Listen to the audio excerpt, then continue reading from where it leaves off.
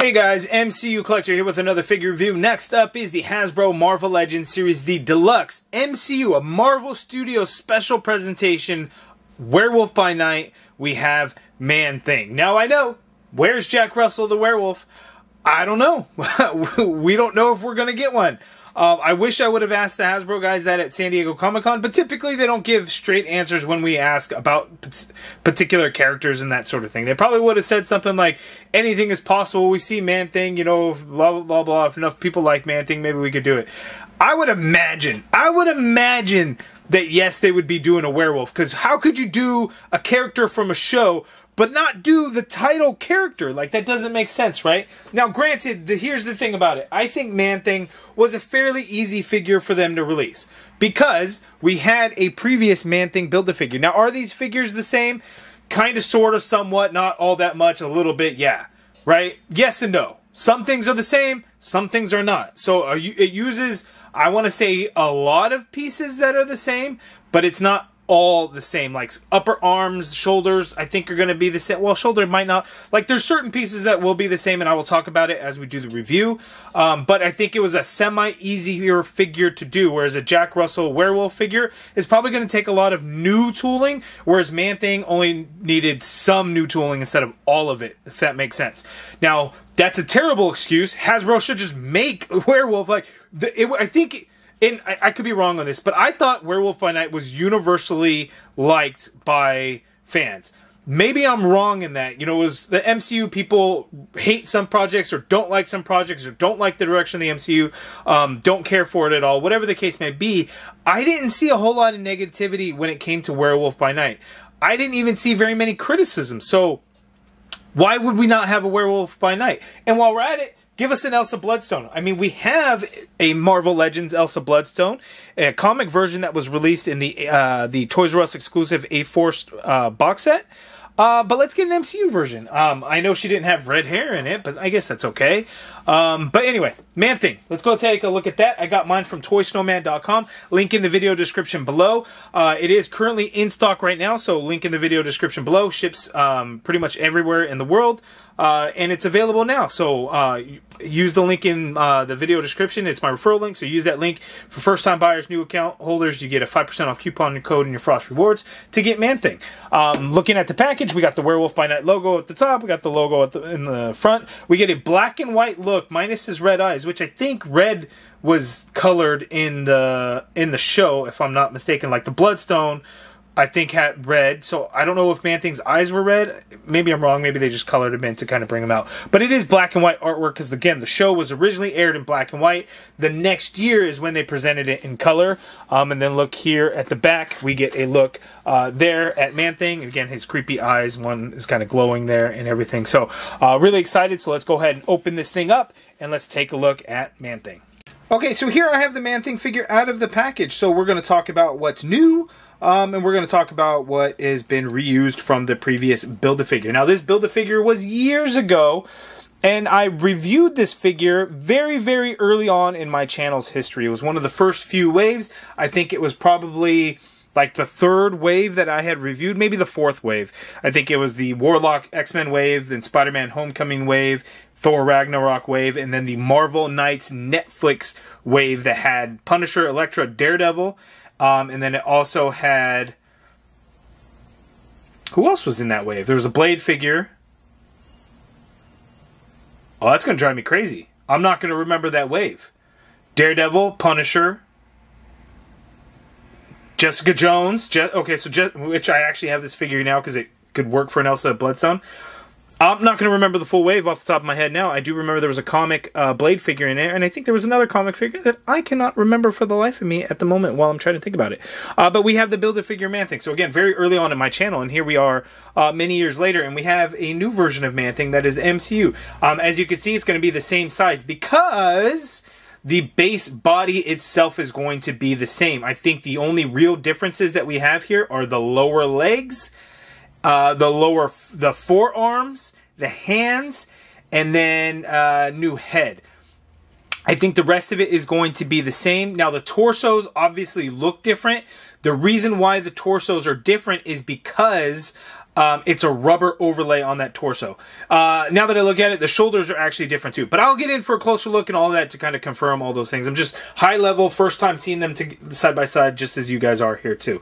But pretty cool. The only thing is, I think because they use the base body, while it's a decent sized figure, I think in terms of MCU, it's actually going to be out of scale. I think it's going to be a little too small.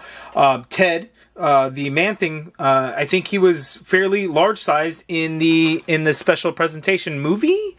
I don't know what you call it. I want to say movie. Well, you know, I'm looking at Jessica Jones next to him because it makes for a decent Elsa Bloodstone, I guess. I guess maybe it's okay, but I still feel like he was very large. Maybe I'm wrong. I'd have to go back and watch. It's been a few months since I had last seen it. I don't really remember off the top of my head. I think it's a fair size, but I do think Man-Thing probably should be a little bit bigger. Well, you guys let me know what you guys think of that down in the comments below. But let's go ahead and get in for a closer look to see all the cool details and the cool head sculpt that is on Man-Thing. And then, we will talk about the differences between the Build-A-Figure and this new figure as we do that. Whoo-wee, a face only a mother can love right there. He's ugly. In the best kind of way, you know, it could be from the movie. Now, the movie, I want to say, because it was hard because I watched it in black and white multiple times. I think I only watched it in color one time. So I should probably go back and watch it in color since this figure is in color. Now, I would prefer it to be in color and not black and white because I think that would be a little bit weird. So I'd have to go back and kind of see, you know, how many different colors and shades of green and stuff that we had in there. Obviously, in an action figure, they're not going to get that completely right. Although, there is some green shading in some areas and things like that. So that's pretty cool. You know, we get some browns to kind of show some of the, I don't know, the plant-like texture kind of going throughout. They almost look like branches and things like that.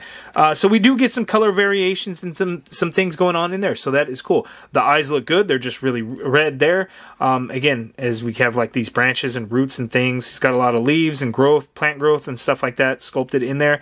That all looks really good. Now on the torso, he's got this rib cage looking thing that I always thought was kind of odd, and I don't know if that's just how, like, the design, if that's supposed to represent like what his rib cage was, you know, in human form, and then as he grows into this monster, if that's kind of how that works.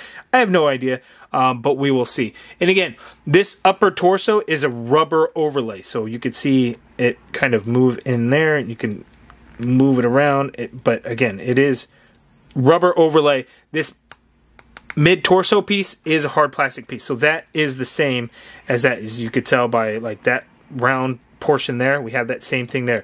We didn't get that painted here on the Build-A-Figure, but we get that little branch thing there painted for the Build-A-Figure. Now this growth right here in the front, this loincloth type looking thing, that is new also there. So I'm looking at the differences between the two.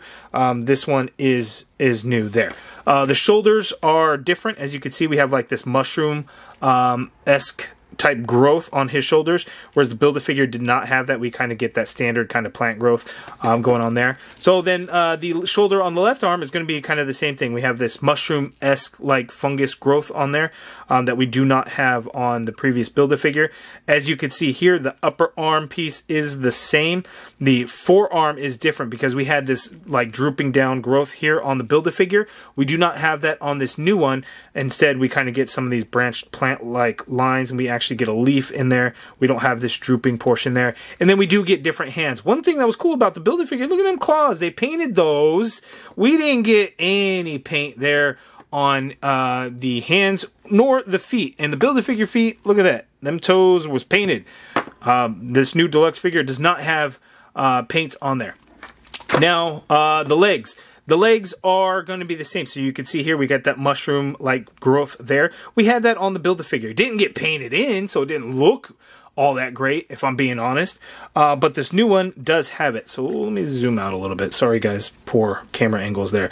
So these leg pieces are the same, and that's going to be the same on both, as you can see, like this cross piece here. But we get some added in paint, so we got a little bit of paint for that branch-like piece there.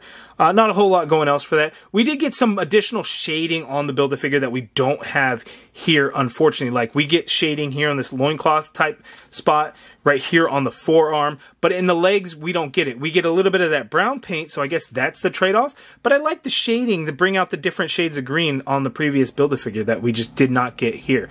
Now, the knees, I assumed the knees were the same, And here, get this. This is funny. So this left knee on the Build-A-Figure, unless this was put together wrong, but no, maybe the deluxe figure's put together wrong. But this left knee is the right knee on this Man-Thing figure. If I'm looking at that correct, which I don't think I am now that I think about it. Wait a second.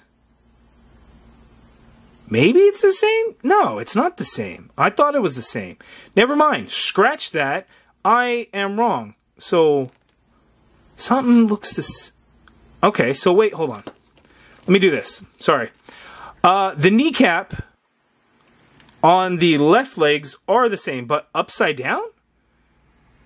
Yeah, that's more like it. Okay, so the kneecaps are the same. Are the same. So left leg, left leg. It's just that this one and this one are flipped. So if you look at these now together, the knee on the previous one had some shading on there. We don't get shading now, but if you look, you see the same sculpted lines on there.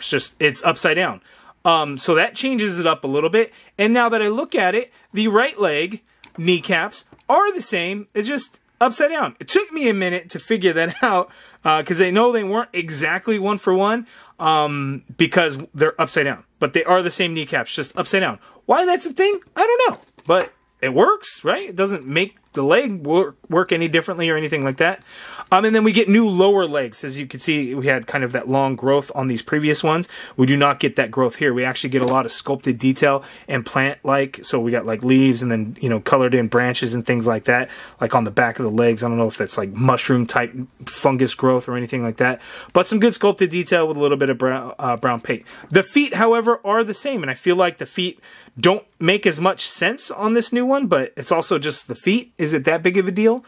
I don't know. I mean, it kind of works, but we just didn't get any of this long growth kind of much else throughout the figure. So, you know, they now put it on the feet, though. So it's just kind of one of those things.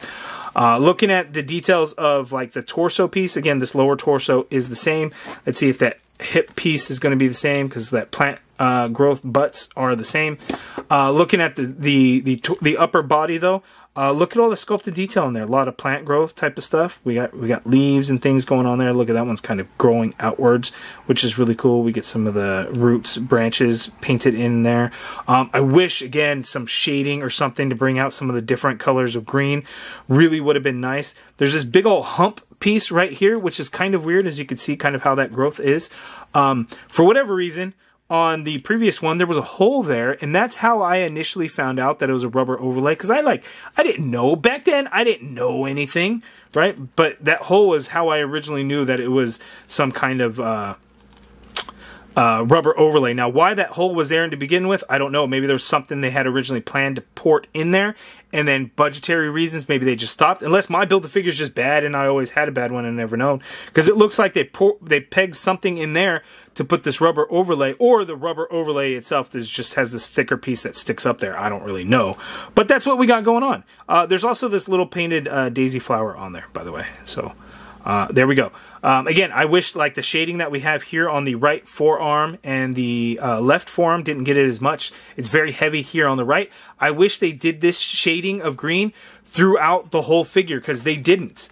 And I think that would have gone a long way to bring out the details. Yes, it's nice because we get some brown paint kind of going throughout, whereas the previous Build-A-Figure was just all green, and they did lighter shade of green and stuff like that. But how cool would it have been if they did this shading on this new one and still added in this brown paint areas? I think that would have been awesome, but you guys let me know what you think down in the comments below. I think more paint would tend to be better, like we get it here in his face and the, you know, these droop down parts of his face. To do that throughout the rest of the figure, it would have been better. Would have been nice to get. So there we go. So I know I've taken a lot of your time already on this portion, but just to kind of reiterate, the torso is the exact same, just a new rubber overlay for the upper portion. We get a new head, new shoulders, new forearms, new hands. Knees are upside down, new hip loincloth area, and then new lower legs. But then other than that, we get a lot of reused pieces. But let's go ahead and check out the articulation now. Okay, silly me, I forgot to talk about the accessories. Not that he really comes with a whole lot, but we have an extra set of hands. So out of the package, he actually has the fists there, and as you can see, the sculpted detail in the fists look pretty good. There. A tiny bit of brown paint on each of them there. So the fists are new. there. And then he has the open hands, as you can see there, that I've already swapped onto the body. So let's go ahead and go over the articulation. The head is on a dumbbell joint, so you can move the head around quite a bit. You can get him to look to the sides somewhat there. You can do a full weird rotation. Obviously, that wouldn't even make sense. So you could do that. Looking up, he can only look up that much. He can only look down, basically just kind of straight out, I guess. And the way it is because, as you can see, where that dumbbell joint is, it's kind of not on the very top. It's already kind of sticking out. And then where it pegs in is there at the back of the head. So it's just kind of interesting, you know, kind of how they put that design in there. But if you ask me, it kind of makes sense. There, you know, how much could he really move his head, this big ginormous like monster type. The shoulder you can get to go straight on out like so. I'm not gonna lie, the fungus mushroom parts do kind of get in, they hit. They don't really get in the way, as you can see. You can T-pose them out. But those pieces are going to hit there. So you're probably going to get some paint rub and some things that are going to happen there. But just a heads up on that. You get full rotation in there. You got upper bicep swivel in there. You get a single jointed elbow. So you got straight out, and then you got the bend there. So would you call that 90? I'd call that 90. 90-degree bend at the elbow. It is pinned. Wrist swivel, and they do hinge. Standard horizontal hinge on the open hands as well as the fists. We have an ab crunch on this guy. The ab crunch is nice and firm, whereas on my Build-A-Figure, it was fairly loose. Now, it wasn't super wobbly or anything like that, but it was a little loose. But he can crunch forward that much there. He can't really crunch back. Like, it's just kind of straight up there. You have a waist swivel in there. Legs go out that far apart. He can kick forward. Ooh, look at that. I'm like cutting into that loincloth. I almost ripped off a piece of that rubber there. So yeah, careful with that. So you don't want to go straight out. You got to kind of turn to the side and kick it out, and you can kick out that much there. The leg doesn't really go back. You got an upper thigh cut in there. Double jointed pinned knee, so that much bend at the knee. That works out actually quite well. No calf swivel or anything like that. Foot hinges a little bit down. Ooh, I don't like that. So careful hitting that down, because that foot inside is going to scrape up against the fungus on the back of his leg. So be careful there. Ankle pivot, as you can see, foot hinges up a little bit, again, then down, and then peg holes at the bottom of the feet. So there's the articulation. I think he moves better than the Build-A-Figure, because again, my torso, nice and firm and sturdy, whereas on my Build-A-Figure, he wants to kind of droop down. Again, a little wobbly, like it won't completely fall on its own, but it feels like it wants to just rest in this position there. But, I mean, it's there, but it feels a little bit loose. So, and then for your side-by-side comparisons again. Okay, so that's my review of the Man-Thing figure. You guys let me know down in the comments below, what do you think of the figure? Are you hoping for a Jack Russell Werewolf, or are you hoping for an Elsa Bloodstone? Hell yes, give me both. Give me the Bloodstone accessory to go along with it. I want a Jack Russell, I want a Werewolf figure, I want them all. But that's because I'm super biased when it comes to MCU stuff, and I'll openly admit that. I think you guys should probably know that by now. I mean, I am going by the MCU collector moniker there, so it makes sense. Give me all the MCU figures that possible. Like, I want them all, especially Werewolf, because it was an awesome movie, special TV presentation, whatever you want to refer to it as, short film, I don't know. I think it was awesome. It's cool to have Man-Thing, don't get me wrong, but Werewolf gotta come, and he should have been first. But again, this was an easier figure for them to release because they got to reuse quite a few parts, even though, yes, there are some new things. They didn't have to go full-on tooling for a brand new figure altogether, whereas Jack Russell, they may have to do that. I'm okay with that. Hasbro, do it. Put the money into it. If I wish I could make those decisions, but maybe one day we will see a Werewolf figure. Maybe we will see an Elsa Bloodstone figure. Who knows? But maybe we will get it. In the meantime, we have the comic Elsa Bloodstone to go with Man-Thing, as you can see there. So she is smaller than him, but not as small as you may think. Right? She got some height to her with them wedge boots there, or not really wedge. I guess they're just slight heels there. So there we go. So hopefully an Elsa Bloodstone, hopefully a werewolf. Fingers crossed we get those. But you guys let me know down in the comments below. What do you think of this Man-Thing figure? Do you have it on pre-order? Are you looking to pick it up? Again, ToySnowman.com has it in stock right now. The link in my video description will actually, if you're creating a new account, will get you a 5% off coupon code for it. So make sure to check them out, ToySnowman.com. For all your action figure needs. Let me know if you're getting Man-Thing. Let me know what you think of the video. If you guys like it, hit that thumbs up button. If subscribe if you haven't already done so. And as always, thank you for watching.